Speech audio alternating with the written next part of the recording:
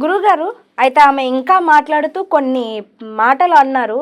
నిజానికి అవన్నీ గుర్తుకొస్తుంటే ఈ ఎందుకో ఆమె అంటున్నవన్నీ నిజాలేనా లేకుంటే ఇవన్నీ కల్పితాలా అనే అభిప్రాయం కూడా వెళ్ళాల్సి వస్తుంది. అయితే ఆమె ఇంకో మాట అన్నది, ఈయన నాకు అన్నీ తెలుసు, నేను పెద్ద యోధుడిని అన్నట్టుగా నాకు అన్నీ తెలుసు, పురాణాలు తెలుసు, అవి ఇవి అని అనేసి అందరి ఇళ్ళకి వెళ్ళేవాడు. అలా ఒక ఆయన చేరదీసి పోనీలేననేసి రానిస్తే హాల్లో కూర్చొని మాట్లాడే ఆయన కాస్త బెడ్రూమ్ దాకా వెళ్ళాడు. అంతేకాదు, బెడ్రూమ్ దాకా వెళ్ళింది, వాళ్ళిద్దరికీ ఆ మొగుడు పిల్లలకి గొడవలైనయి. ఆమెకి కూడా డైవర్స్ అయిపోయినాయి. అండ్ ఆవిడనే మళ్ళీ ఈయన తీసుకువెళ్ళి పెళ్లి చేసి ఆవిడతో కొడుకుని కన్నాడు అని అనేసి అన్నారు. అంటే కొడుకు కోసం ఇంత చేశారంటారా నిజంగా వద్దపతి పద్మాకర్ రావు గారు?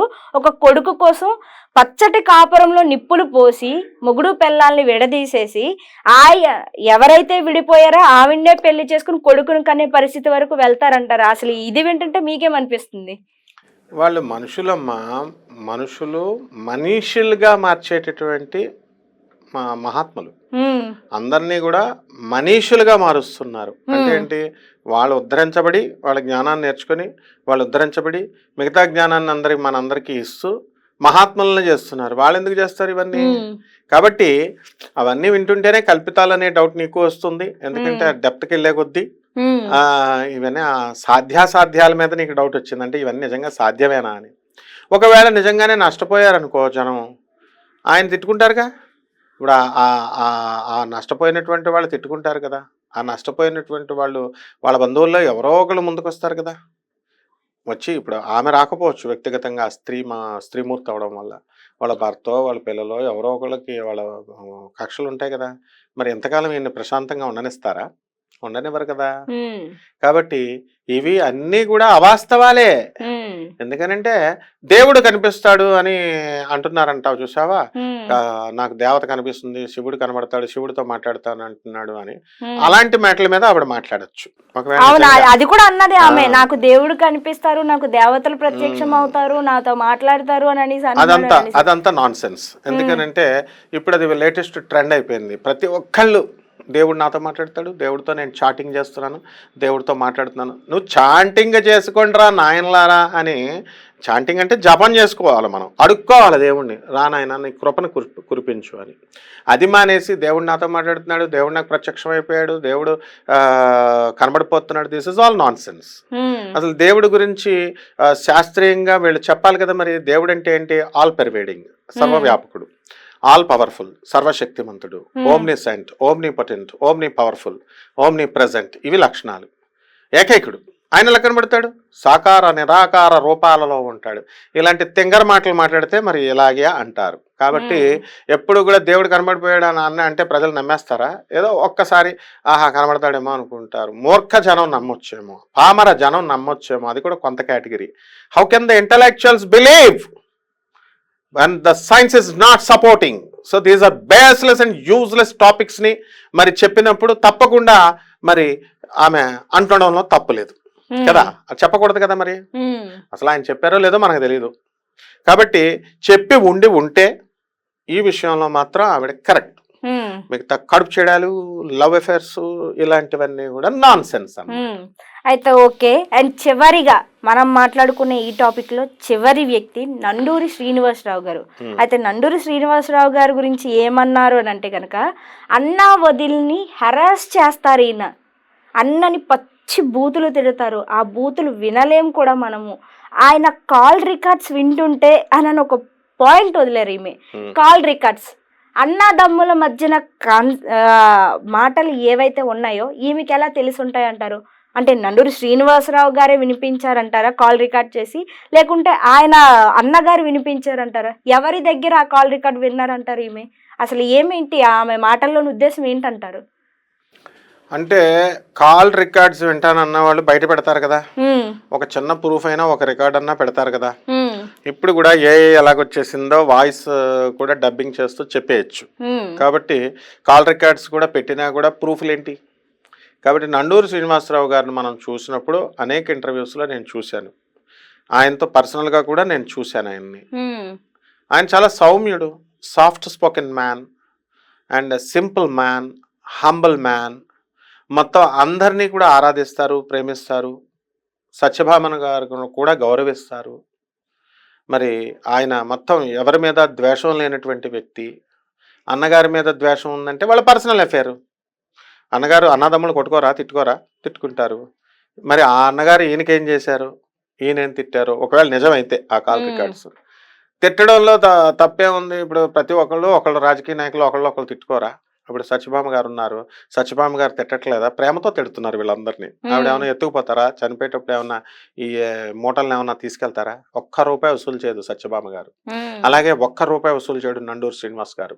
అలాగే ₹1 గరికపాటి గారు కానీ, సామవేదం కానీ, బద్దిపత్తి పద్మాకర్ రావు గారు కానీ, అలాగే నండూరి గారు కానీ, ఎవరు చాగంటి గారు కానీ ఎవరు వసూలు చేయరు. వీళ్ళంతా వసూలు చేసేసే జనాలను వదిలేసి వీళ్ళల్లో వీళ్ళ కుమ్ముకోడాలు కొట్టుకోడాలు చేస్తుంటే మనమేమంటాం? ప్రజలు కన్ఫ్యూజ్ అవుతారు.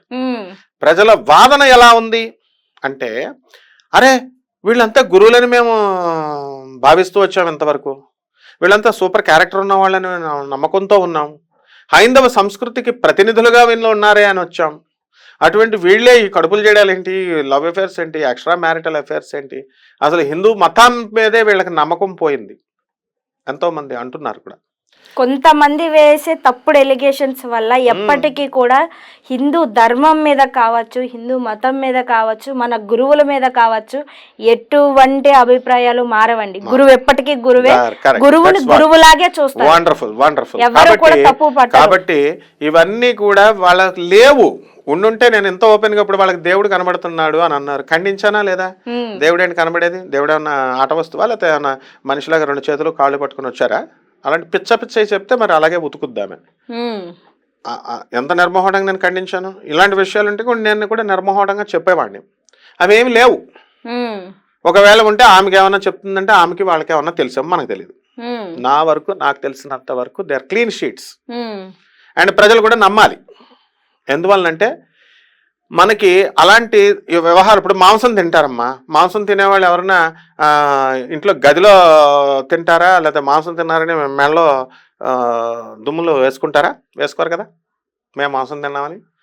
భార్యాభర్తలు ఇద్దరు కూడా రొమాన్స్ చేస్తారు. రొమాన్స్ చేసేది బెడ్రూమ్లో చేస్తారా, బయట పబ్లిక్గా చేస్తారా? మేము భార్యాభర్తలు అని పబ్లిక్ ఎగ్జిబిషన్ గ్రౌండ్లో చేసుకుంటారా? చేయరు కదా. అంటే minimum common sense, minimum ethics, minimum మనకు పద్ధతులు ఉన్నాయి కదా.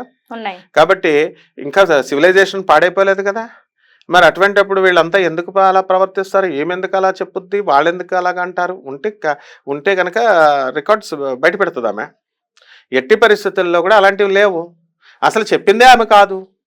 ఆమె కాదని ఎలా అంటారు? నేను చెప్తాను కదా, నాకు మీరు అమాయకులు అయిపోయారండి. అది ఒకవేళ ఏఐ చేస్తే, వాస్తవానికి ఇక్కడ మాట్లాడుకుందాం, ఒకవేళ ఏఐ చేస్తే గనక ఎక్కడొక్కడ కొంచెమైనా చేంజెస్ కనిపెట్టచ్చు. ఎందుకంటే ఈ రోజుల్లో మీరు అన్నది వాస్తవమే, ఏఐని వాడుకుంటున్నారు, వాయిస్ మోడిఫికేషన్స్ యూజ్ చేసుకుంటున్నారు. కానీ ఎంత తెలివిగా చేసినా ఎక్కడొక్కడ చిన్న మిస్టేక్ చేస్తారు. ఎందుకంటే ఏఐ చేసిన వీడియోస్ చాలా వరకు మనం చేసాం. అన్నిటినీ కంపేర్ చేసి చూడండి. లైక్ వాయిస్ లో కావచ్చు, ఆమె ఫేస్ లో కావచ్చు, బ్యాక్గ్రౌండ్ లో కావచ్చు, ఎక్కడో కొంచెం మోడిఫికేషన్ చేశారు అంటే మనం ఒప్పుకోవచ్చు. బట్ పూర్తి వీడియో ఏఐ అనడానికి ఎటువంటి ప్రూఫ్స్ లేవు. ఆ వీడియోలో ఉన్నది ఆమె, ఖచ్చితంగా ఆ చెప్పిన వర్డ్స్ అన్ని కూడా ఆమె. ఏఐ అని మీరు అనుకుంటున్నారు, మీ అమాయకత్వం అది. మీ అమాయకత్వాన్ని మేము ఇంకా మార్చలేము. మీ అభిప్రాయంలో అది ఏఐ అనుకుంటున్నారు కాబట్టి మీరు దాన్ని అలాగే ఉంచుకోండి. దాన్ని నేను ఇంకేం అనుకోను. బట్ చూసే మా ప్రేక్షకులకి తెలుసు, రెడ్ టీవీని కంటిన్యూస్ గా వాచ్, ఈ వీడియోని ప్రతి ఒక్కరు వాచ్ చేస్తున్నారు. వాళ్ళందరికీ తెలుసు ఇది ఏఐనో లేకుంటే అక్కడ వాస్తవంగా మాట్లాడుతుంది ఆమెనో. వాళ్ళందరూ అర్థం చేసుకున్నారు. ఎందుకంటే వాళ్ళు ఎవరు చిన్న వాళ్ళు కాదు. అసలు ఈ సోషల్ మాధ్యమాల గురించి గానీ, ఏఐల గురించి గానీ మనకంటే కూడా వాళ్ళకి ఎక్కువగా తెలుసు. సో వాళ్ళే చెప్తారు ఇది ఏఐయా కాదా అనేది, వాళ్ళే చెప్తారు. అంటే అన్నిటినీ మించి ఇంకొకటి, ఇందులో ఇప్పుడు నువ్వు యంగ్స్టర్ నండూరు శ్రీనివాసరావు గారు ఎప్పుడు కూడా యువతను ప్రోత్సహిస్తారు. వీళ్ళందరూ కూడా మాది అయిపోయిందమ్మా మా తరం, మీరు యువత చెయ్యండి అంటారు. మరి సత్యభామ గారు కూడా అలా అంత కఠినాత్మకురాలు ఏం కాదు. ఆమె ఎంత పిరికితి కాదు. ఆమె కాదు, ఇది నేనే ఒరిజినల్ గా పెట్టాను అని అనగలిగేటటువంటి ధైర్యశాలి ఆమె. ఆమె పెడితే ఇప్పుడు మన వీడియో చూసిన తర్వాత ఎస్ ఇది కాదు నేనే పెట్టాను అనే ధీశాలి ఆమె. అందువలన అది వాళ్ళకి ఆమెకి మధ్య ఉన్నటువంటి పోరాటం, ఆ ముగ్గురు మనగాళ్ళకి ఈమెకి మధ్య ఉన్నటువంటి పోరాటం. తర్వాత మరి ఇవన్నీ కూడా ప్రజలకు తెలుసు. నువ్వు అన్నట్టుగా ప్రజలు వెరీ ఇంటెలిజెంట్. కానీ మనము ఈ ఆధ్యాత్మిక గురువుల్ని ఒక నమ్మకం పోగొట్టారు, వీళ్ళ మీద మేము పెట్టుకున్న నమ్మకాల వల్ల అని మదనపడుతున్నటువంటి ఒక వర్గం వాళ్ళు ఉన్నారు. అందులో చాలా మంది బాధపడుతుంటే బురదలో రాయేసినంత మాత్రాన ఎవ్వరికి నష్టం లేదండి. రాయి విసిరిన వాళ్ళకే బురద పడుతుందే తప్పితే గురువులకి ఎవ్వరికి ఎటువంటి నష్టము లేదు. ఎందుకంటే గురువుని నేను ఇందాకలే చెప్పా మీకు, గురువు ఎప్పటికీ గురువే. అంతే, గురువు ఎప్పటికీ గురువే. అఫైర్స్ ఉన్నా కూడా గురువులే. ఎందుకంటే వాళ్ళు ఇచ్చే look only at the brighter side of the fact అన్నాం. అంటే ఎంతసేపు మనము వాళ్ళ యొక్క మంచితనాన్ని, బ్రాడ్ మైండెడ్నెస్ని చూడాలి తప్ప, వాళ్ళు నేర్పించే విజ్ఞానాన్ని చూడాలి తప్ప, ఆయన సిగరెట్ కాలుస్తున్నాడా, మందు కొడుతున్నాడా, లేకపోతే వీళ్ళు ఇప్పుడు మామూలు జనం వీళ్ళ గుండెల మీద చేసుకొని చెప్పమను. వీళ్ళు మందులు తాగేటటువంటి వాళ్ళు మేము తాగట్లేదని, మేము సిగరెట్లు తాగే వాళ్ళు సిగరెట్ తాగట్లేదని, మాకు లవ్ అఫైర్స్ లేవని, ఎక్స్ట్రా మ్యారిటల్ అఫైర్స్ లేవని చెప్పమను. వాళ్ళకే ఉన్నప్పుడు, వాళ్ళకే ఇచ్చేస్తున్నప్పుడు మరి వాళ్ళని ఆ పనులు మాని మంచి ప్రవృత్తిలోకి తీసుకొచ్చేటటువంటి ఈ గురువులకి ఎందుకు ఉంటుంది? ఉండనే ఉండదు. This is logical consistency. కాబట్టి ఇక సర్వసందేహాలు కూడా పక్కకు పెట్టేసి వీళ్ళంతా కూడా కడిగిన ముత్యాలుగా మనం చూడొచ్చు. అండ్ హిందూ మతం మీద పెట్టుకున్నటువంటి నమ్మకం ఎక్కడా కూడా భరోసా పోలేదని, హిందువుల గురువుల మీద ఉన్నటువంటి భరోసా పోలేదని, ప్రజలంతా కూడా వీళ్ళు హ్యాపీగా ఉండొచ్చు. చాలా బాధపడుతున్నటువంటి వాళ్ళు ఉన్నారు. అందులో నా శిష్యురాలు ఒక అమ్మాయి, అసలు నేను తట్టుకోలేకపోతున్నాను గురువు గారు, నేను తట్టుకోలేకపోతున్నాను అని యాంకర్ ఆమె పాపం అంటుంటే బాధపడుతున్నాను అంటున్నారు. ఏం బాధపడక్కర్లేదు, గురువులే. నువ్వు అన్నట్టు చిన్నదానిమైనా కూడా నువ్వు ఎక్స్ట్రాడినరీగా నువ్వు చెప్పావు. గురువులే ఎప్పటికీ. అంతే. అయితే ఇప్పుడు సత్యభామ గారు చివరిగా నేను మాట్లాడాలనుకుంటుంది ఏంటంటే, ఈమె ఇంకోటి అన్నారు, ఆయన అలా జరిగిన తర్వాత వెళ్ళిపోయారు. దాని తర్వాత వాళ్ళ బంధువుల్లో ఆమెనే మరదలు అని చెప్పి వరస కలిపి తీసుకువెళ్ళి ఒక చోట ఒక 4 రోజులు ఉంచి ఆమెకి కడుపు చేసి, అయితే బంధుమిత్రులకు అందరికీ తెలిసిపోయింది, వచ్చారు, ఈయన్ని కొట్టడము జరిగింది. ఆ అవమానం తట్టుకోలేక ఈయన ఎక్కడికో దూరంగా పారిపోయారు. అదే సమయంలో ఈమెకి గర్భం కూడా దాల్చింది. అయితే ఆ టైంలో ఆ గర్భం పోవడం కోసం గన్నేరు పప్పు తినింది. ఇప్పుడు ఆమె ఏదైతే జరిగిందో ఆ ఇన్సిడెంట్, దానివల్ల రెండో పెళ్ళైన వాడిని చేసుకోవాల్సి వచ్చింది. పాపం ఆ గన్నేరు పప్పు తినడం వల్ల ఇప్పటి వరకు మళ్ళీ ఆమె తిరిగి గర్భం దాల్చలేదు, పిల్లలు లేకుండా ఉంది అని చెప్పింది. అంతేకాకుండా ఇంకో కొన్ని మాటలు కూడా అన్నది. ఏంటి అంటే, తిరిగి వచ్చిన తర్వాత ఆయన మళ్ళీ ఒక కాలేజీలో జాయిన్ అయ్యారని, అక్కడ మళ్ళీ ఇంకొక ఆమెతో ఒక ప్రేమ వ్యవహారం నడిపారని, అది సరిపోదన్నట్టు ఆమెని చావు దాకా తీసుకువెళ్ళి వదిలేసి ఇంకొకసారి మళ్ళీ పెళ్లి చూపులు అంటూ వెళ్ళారు. అయితే ఎక్కడా కూడా ఈయన గురించి మొత్తం తెలిసిపోయి, ఇక్కడ ఎవరు పిల్లనివ్వం చీపో అని అంటుంటే దూరంగా ఎక్కడో దూరంగా వెళ్ళి అక్కడి నుంచి ఒక అమ్మాయిని చేసుకొని వచ్చి ఇప్పుడు ఇవన్నీ వెలగవస్తున్నారు అని చెప్తుంది. అసలు ఇలాంటి మాటలన్నీ వింటుంటే 1 కాదు 2 కాదు, ఈయన విషయంలో 3-4 ఎఫైర్స్ చెప్పింది ఆమె. అసలు మీకేమనిపిస్తుంది ఈ ఎఫైర్స్ గురించి? ఇవన్నీ అబద్ధాలు. ఎందుకంటే డైరెక్ట్ నాకు నండుగూరి శ్రీనివాసరావు గారు, వాళ్ళ భార్య సుశీలమ్మ గారు నాకు బాగా పరిచయం. వాళ్ళ అమాయకులు పాపం. వాళ్ళు చక్కగా ఒకళ్ళనొకళ్ళు చాలా అన్యోన్యమైనటువంటి దాంపత్యం. ఎట్టి పరిస్థితుల్లో ఆయన మీద ఏగవాలనివ్వదు, ఆమె మీద ఏగవాలనివ్వరు. అంత అపురూపంగా చూసుకుంటారు ఆయన. మరి ఇవన్నీ కూడా ఆయనకి, వీళ్ళందరికీ కూడా ఏంటంటే కీర్తి ప్రతిష్టలు అనవసరంగా వచ్చినాయి వీళ్ళకి. కీర్తి ప్రతిష్టల వల్ల పాపం వాళ్ళు ఏమైనా సంపాదించారా? పోనీ అందరూ దొంగ ఆశ్రమాలు పెడుతున్నారు. వాళ్ళు ఏమన్నా పీఠాలు పెట్టారా, లేకపోతే ఆశ్రమాలు పెట్టారా? ₹1 వస్తుందా పోనీ ఆయనకి? ఆయన ఒక సాఫ్ట్వేర్ కంపెనీకి డైరెక్టర్గా ఉన్నారు. ఆయన పనులే ఆయనకి బిజీ పాపం. ఏదో ఆదివారం 2 వీడియోలు పాపం వాళ్ళ అసిస్టెంట్స్ పెడుతుంటే కేవలం దాన్ని ప్రజలకి ఒక పరిశోధనాత్మకమైనటువంటి విధానంతో నవ్యంగా నూతనంగా యూత్ని ఐకాన్, ఆయన యూత్కి ఐకాన్. వీళ్ళంతా యూత్కి ఐకాన్. వీళ్ళ ఏజ్తో సంబంధం లేదు వీళ్ళందరికీ. సో మిమ్మల్ని అందరినీ కూడా సరైనటువంటి సన్మార్గం వైపు పయనింపజేసేటటువంటి మహోన్నతులు వీళ్ళు. అలాగే సత్యభామ గారు కూడా మరి యువతలో ఉన్నటువంటి నిద్రాణమైపోయినటువంటి యువత శక్తిని లేపుతుంది పైకి. లేపి లేడీ స్వామి వివేకానంద ఆమె. ఈ 6 కూడా అద్భుతాలు వీళ్ళు. సృష్టికి, ప్రపంచానికి అందించబడినటువంటి అద్భుతాలు వీళ్ళు. వీళ్ళు కొడుకు చేస్తుంటే మనం ఏం చేస్తాం? అంటే వీళ్ళ మీద బురద వేసినప్పుడు సత్యభామ గారే నీ ప్రకారం. వాళ్ళే మామూలుగా ఉన్నారు, వాళ్ళ పనులు వాళ్ళు చేసుకుంటున్నారు. ఈవిడ ఎందుకు వేస్తుంది? ఈవిడ ఏమైనా తింగరదా ఈవిడ? కాబట్టి వేసింది అనుకో, ఈమెకి ఏమైనా ఇన్ఫర్మేషన్ ఉందనుకో, చక్కగా ఆవిడకి పబ్లిక్కి కేవలం వ్యూస్ కోసం, లేకపోతే ఈ తిడుతూ ప్రచారంలోకి రావాల్సినటువంటి అవసరం ఆమెకు లేదు. ఎందుకంటే తిడుతూ పైకొచ్చే స్ట్రాటజీ ఆమెది కాదు. తప్పులను చూపిస్తూ, తప్పులను ఎదుర్కొంటూ, ఢీకొంటూ, దానికి సమస్యకు పరిష్కారం ఇస్తూ, అవతల వాళ్ళకి అవకాశం ఇస్తూ అలా ముందుకెళ్ళిపోతుంది ఈ ప్రయాణం అంతా కూడా. అటువంటిప్పుడు అంత చీప్ ట్రిక్స్ చేస్తుందని నేను అనుకోను. కాబట్టి AI అది. నెక్స్ట్ ఇక వీళ్ళు no love affairs, nothing doing. వీళ్ళు మామూలు మనుషులు, కాలేజీలో చదువుకోలేదా వీళ్ళు? చేస్తే లవ్ చేస్తే తప్పేంటి? మీరు అందరూ చేయొచ్చా లవ్లు? వీళ్ళంతా ఒకటేంటి, నాలుగేంటి, ఒక్కొక్కడు 10 100. ఇప్పుడు ట్రెండ్ మారిపోయింది. 2021 సెంచరీ నుంచి 2022 సెంచరీకి వచ్చారు. ఎంటర్ అయిపోయాం మనం. ఎంటర్ అయిపోయి ఇండియా దూసుకెళ్ళిపోతుంది. ఇది కలియుగం కాదు, ఇది కామయుగం అయిపోయింది. అవును. ఒక్కొక్కళ్ళకి 4 బాయ్ ఫ్రెండ్స్, 5 గర్ల్ ఫ్రెండ్స్, ఇట్లా తయారైపోయింది మొత్తం అంతా కూడా. సమాజం భ్రష్టమైపోయింది, కుళ్ళిపోయింది సమాజం. కుళ్ళిపోతే ఆ కోణంలో అరే పాఠాలు మేము చెప్తాం రా నాయన అంటే, పాఠాలు నేర్చుకోకుండా ఇప్పుడు కామెంట్స్ పెడతారు చూడు చాలామంది. అరే మంచి చెప్తుంటే ఇందులో మంచి నేర్చుకుంటారా నాయన. రాజహంసలాగా ఉండి పాలన మాత్రమే తీయండి, నీళ్ళు పాలు కలిపేస్తామమ్మా, కలిపేసినప్పుడు పాలన మాత్రమే తీయండి, నీళ్ళను వదిలేయండి అంటే మాకే సలహాలు ఇస్తారు జనం. ఏంటి అందరూ ఎందుకు ఇస్తారు? అందులో ఎవరో 1 or 2 వేగబాండ్స్ ఉంటారు వాళ్ళు. అటువంటి వాళ్ళు మరి ఉంటానే ఉంటారు. మరి ఆవిడని ఎవరు రెచ్చగొట్టారో, ఆమెకి ఎవరు చెప్పారో, ఇవన్నీ ఎందుకు చేస్తున్నారు ఆమెకే తెలియాలి, నువ్వు అన్నట్టుగా AI కాకపోతే. అలాగే వీళ్ళ పాపం వీళ్ళ మానాన్ని వాళ్ళు బతుకుతున్నారు.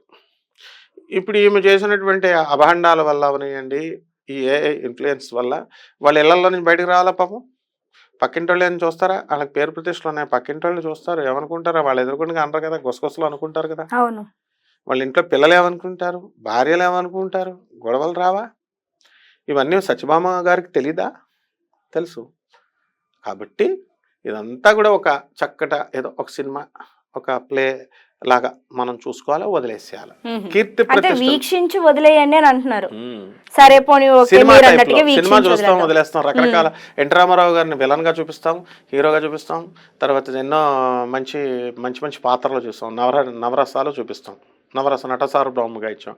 నాకు అర్థమైంది ఏంటంటే వీళ్ళందరికీ పేరు ప్రతిష్టలు రావడం వల్లే ఇవన్నీ జరుగుతున్నాయి. డిఫేమ్ అయ్యి వాళ్ళు ఆతృతగా జనమంతా కూడా వాళ్ళ మీద ఎక్కువ అటెన్షన్ పే చేస్తున్నారు అని అనిపిస్తుంది. కాబట్టి పేర్లు రావడం డేంజర్ అనమాట. ఇది తెలుసుకోవాలి ప్రజలు. గారు వీడియో ఎండింగ్ లో కొన్ని మాటలు అన్నారండి, అది హాస్యాస్పదంగా ఉన్నా అది తిడుతున్నట్టే ఉంది. ఏమన్నారు అంటే ఏఎస్ బ్రాండ్ పప్పు నూనె, ఒక పప్పు నూనెతో పోల్చి ఆమె ఒక హాస్యాస్పదంగా తిడుతూ మాట్లాడారు. అంటే ఏంటి అసలు నండూరి శ్రీనివాసరావు గారిని అలాగా ఒక దద్దమ్మ అని అనడం కావచ్చు, లేకుంటే ఒక ఆయిల్తో పోల్చి మాట్లాడడం కావచ్చు, అంటే ఏంటి ఆమె ఉద్దేశం అసలు నండూరి శ్రీనివాసరావు గారు? అంటే లోకేష్ గారిని పప్పు అనేవారు, రోజా గారు వీళ్ళంతా. పప్పు కాదు అది నిప్పు అని చెప్పాను నేను అనేకమైన వీడియోస్లో. అవును. ఇప్పుడు ఆయన చక్కగా మినిస్టర్ అయిపోయారు. పప్ప నిప్ప, అప్పుడు నిప్పే కదా. మరి అలాగే ఈయన్ని ఇప్పుడు పప్పుతో పోల్చినా లేకపోతే నూనెతో పోల్చి ఏఎస్ బ్రాండ్ నూనెతో పోల్చారంటే నూనె ఎంత నుంచి తీస్తాం? పప్పు నుంచి తీస్తాం.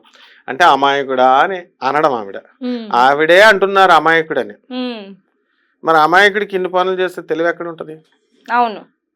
ఆయన వెరీ వెరీ ఇన్నోసెంట్ పర్సన్. నేను చెప్తున్నాను కదా, ఈ 5గురిలో కూడా ఆయన అంత తెలివైన వాడు లేడు, ఆయన అంత అమాయకుడు లేడు. తెలివైన అమాయకుడు ఆయన. అంటే ఆయన సబ్జెక్ట్ లో ఆయన ధీటు, నెంబర్ 1 ర్యాంకింగ్ లో ఉన్నాడు. లోక జ్ఞానం తెలియదు పాపం ఆయనకు, అమాయకుడు.